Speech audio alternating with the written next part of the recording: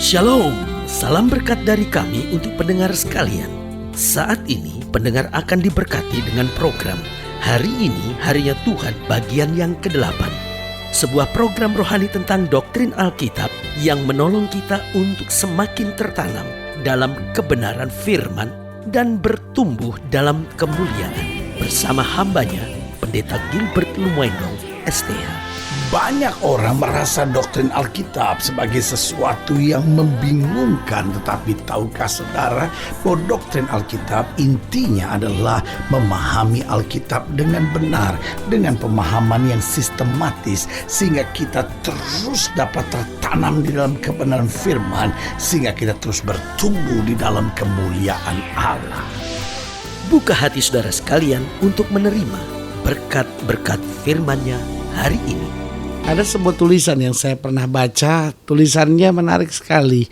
Bertuliskan begini, menjadi tua itu pasti, tetapi menjadi dewasa adalah sebuah pilihan. Saya pikir kalimat itu sungguh sangat memiliki makna yang sangat luar biasa. Kenapa saya katakan sungguh memiliki makna yang sangat luar biasa? Karena pada kenyataannya memang benar demikian. Setiap orang pasti menjadi tua. Meskipun orang sekarang ribut untuk selalu menjadi awet muda, meskipun orang sekarang sedang ribut untuk menghindari menjadi tua, tapi menjadi tua itu pasti. Orang bisa kelabui. Ada orang-orang yang bahkan seringkali menyembunyikan umurnya. Bahkan ada orang-orang tertentu yang menipu umurnya supaya nggak kelihatan tua. Tetapi mau ditipu bagaimanapun, umur tetap adalah umur. Setiap tahun kita nyanyi panjang umurnya, setiap tahun kita tiup lilin misalnya di hari ulang tahun kita. Tapi tanpa kita sadari, umur kita pasti akan bertambah, umur kita pasti akan tetap menjadi tua. Tetapi tahukah saudara bahwa orang tua tidak otomatis menjadi dewasa? Ada orang yang umurnya semakin tua tetapi sifat kekanak-kanakannya tetap masih muncul dalam hidupnya, tetap dia tidak pernah menjadi dewasa. Itu sebabnya terus dalam kehidupannya penuh dengan masalah, penuh dengan persoalan. Kenapa? Karena hidupnya tidak pernah menjadi dewasa. Tetapi saya percaya kedewasaan adalah sebuah pilihan. Waktu seseorang memilih untuk menjadi dewasa, waktu seseorang memilih untuk mendisiplinkan dirinya, waktu seorang itu memilih untuk meninggalkan semua sifat kekanak-kanakannya dan mulai menentukan sikapnya untuk menjadi dewasa, pada saat itulah seorang itu menjadi dewasa. Meskipun kadang-kala usianya juga belum terlampau tua, tetapi kedewasaan dapat dialami dalam kehidupannya. Dan buat setiap orang yang dewasa, bukan berarti dia gak menghadapi masalah, tetapi dia siap menghadapi masalah dan berperang dengan masalahnya, merebut kemenangan yang luar biasa. Haleluya. Selamat datang dalam program kita hari ini, Harinya Tuhan. Sebuah program rohani yang mengingatkan kepada kita betapa pentingnya kita menjadikan firman Tuhan sebagai dasar keseharian hidup kita. Karena selama kita menempatkan firman Tuhan sebagai dasar keseharian hidup kita, maka langkah-langkah kita adalah langkah-langkah yang berjalan dalam kepastian. Haleluya. Dan dalam program ini kita sedang bicara tentang kekristenan yang tidak dewasa. Sekali lagi saya ulangi bahwa umur kekristenan seseorang tidak ditentukan dari berapa lamanya dia sudah di gereja. Ada banyak orang yang dengan bangganya berkata, dari lahir saya orang Kristen. Ada orang yang begitu bangga berkata, 20 tahun terakhir ini saya melayani Tuhan. Ada banyak orang yang dengan bangga berkata, 17 tahun saya sudah jadi majelis gereja. Semuanya itu baik. Secara umur dia sudah tua, secara umur dia sudah matang. Tetapi pertanyaannya, sudahkah dia mengalami kedewasaan dalam Kristus? Karena kekristenan seringkali menghadapi masalah bukan dari orang-orang yang baru seringkali, tetapi kekristenan seringkali menghadapi masalah justru dari orang-orang yang sudah lama dalam Tuhan, tetapi tidak pernah menjadi dewasa. Nah, 1 Korintus pasal 3 ayat yang pertama sampai ayat yang ke-9 itu pembahasan kita hari ini. 1 Korintus pasalnya yang ketiga ayat yang pertama sampai ayat yang ke-9. Demikian firman Tuhan. Dan aku, saudara-saudara, pada waktu itu tidak dapat berbicara dengan kamu seperti dengan manusia rohani, tetapi hanya dengan manusia duniawi yang belum dewasa dalam Kristus. Jadi Paulus dengan tegas bilang kalau seorang yang sudah ada dalam gereja tapi tidak pernah menjadi dewasa, dia tidak ubahnya sama seperti manusia duniawi. Ayat 2, susulah yang kuberikan kepadamu bukanlah makanan keras, sebab kamu belum dapat menerimanya, dan sekarang pun, kata Paulus, kamu belum dapat menerimanya, karena kamu masih manusia duniawi. Sebab jika di antara kamu ada iri hati dan perselisihan, bukankah hal itu menunjukkan bahwa kamu manusia duniawi dan bahwa kamu hidup secara manusiawi? Karena jika yang seorang berkata, aku dari golongan Paulus, dan yang lain berkata, aku dari golongan Apolos, bukankah hal itu menunjukkan bahwa kamu manusia duniawi yang bukan rohani? Jadi, apakah Apolos, apakah Paulus? Kami pelayan-pelayan Tuhan yang olehnya kamu menjadi percaya, masing-masing menurut jalan yang diberikan Tuhan kepadanya. Aku menanam, Apolos menyiram, tetapi Allah yang memberi pertumbuhan. Karena itu yang penting bukanlah yang menanam atau yang menyiram, melainkan Allah yang memberi pertumbuhan. Baik yang menanam maupun yang menyiram adalah sama, dan masing-masing akan menerima upahnya sesuai dengan pekerjaannya sendiri. Karena kami adalah kawan sekerja Allah, kamu adalah ladang Allah, bangunan Allah. Nah, saudaraku yang kasih dalam Tuhan, Paulus mulai tegaskan bahwa banyak masalah dalam kekristenan seringkali bukan hanya sekedar serangan setan. Banyak masalah di dalam pelayanan seringkali bukanlah hanya karena kita nggak mampu menghadapinya, atau mungkin karena persoalan itu terlalu besar. Sama sekali tidak. Tapi Paulus mau tekankan bahwa seringkali banyak masalah, banyak persoalan terjadi karena apa? Karena kamu belum dewasa, kata Paulus.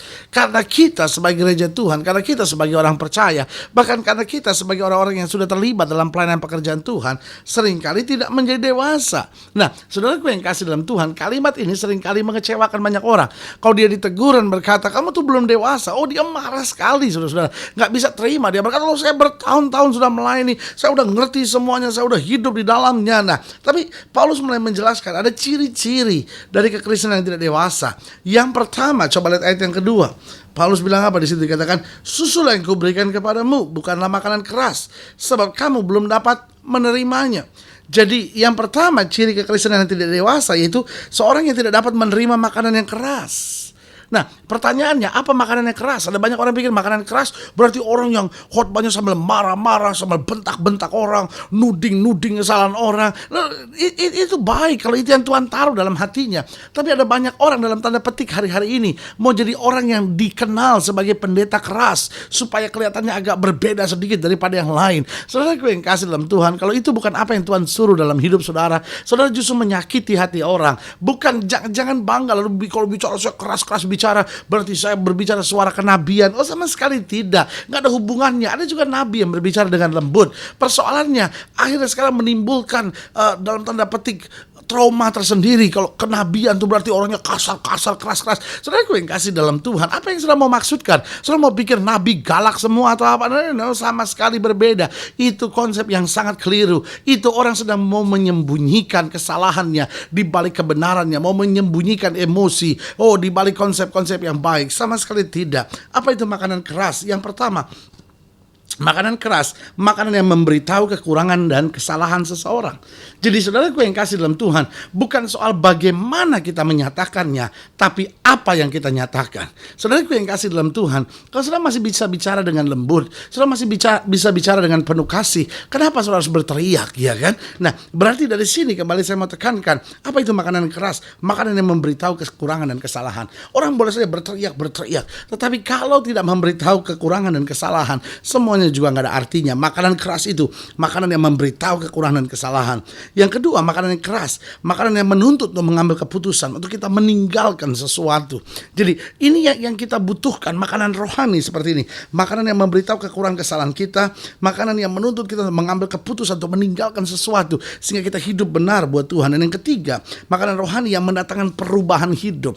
Saudaraku yang kasih dalam Tuhan, jadi makanan keras itu adalah makanan yang mendatangkan perubahan hidup. Kita bertahun-tahun masuk gereja nggak berubah, berarti hanya susu yang kita makan. Tapi waktu kita makanan rohani kita membuat kita berbeda. Yang tadinya hidup dendam meninggalkan, yang tadinya hidup dengan emosi lalu meninggalkan, yang tadinya hidup kasar, mau menang sendiri, egois, dan sekarang lembut, penuh kasih cinta Tuhan, berjalan dalam tuntunan Tuhan. Itu berarti kita menerima makanan keras. Jadi apa itu makanan keras? Makanan yang memberitahu kekurangan dan kesalahan, makanan yang menuntut untuk kita mengambil keputusan untuk meninggalkan sesuatu, makanan yang mendatangkan perubahan hidup.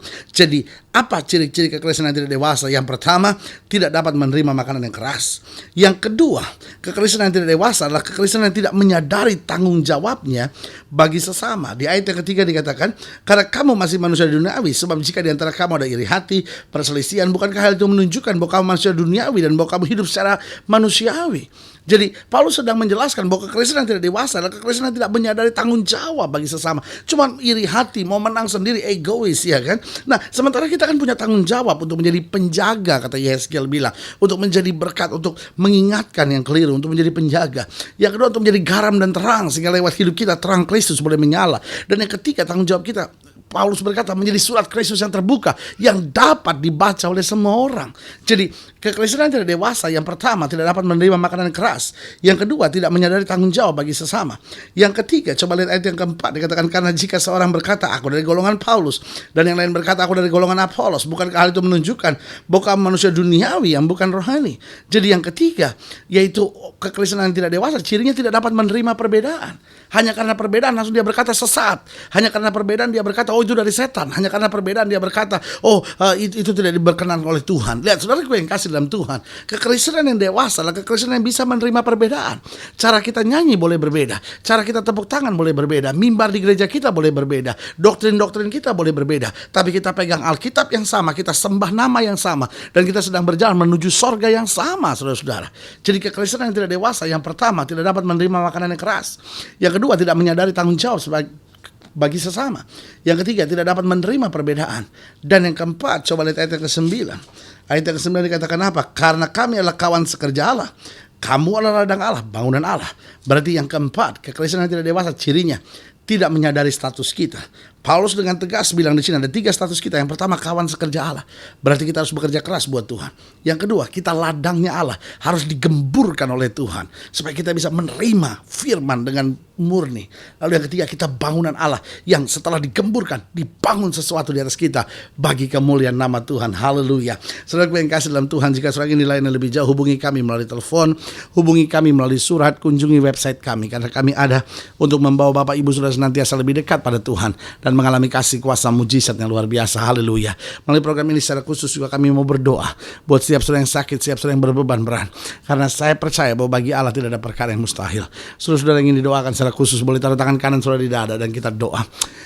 Bapa, dalam nama Yesus, hamba doa buat yang sakit, hamba doa buat yang berbeban berat, hamba doa buat setiap mereka yang menghadapi masalah, masa-masa yang sukar, bahkan rumah tangga yang goncang, masa muda yang sedang menghadapi badai, keadaan ekonomi yang sedang sulit. Bapa, hamba berdoa di dalam nama Yesus, Tuhan jamah, Tuhan pulihkan, Tuhan bangkitkan iman mereka untuk melihat kemuliaan Tuhan dinyatakan. Di dalam nama Yesus kami berdoa. Haleluya. Amin. Saudaraku yang kasih dalam Tuhan, kita sudah berdoa. Ingat, Allah tidak pernah lalai menepati janjinya. Inilah saatnya buat kita untuk bangkit bersemangat, bersuka cita dalam menghadapi segala perkara. Karena kita tahu di dalam Kristus kita lebih daripada orang-orang yang menang. Doa saya menyertai saudara sampai berjumpa pada program berikut. Dan jangan lupa, jadikan hari ini harinya Tuhan. Haleluya.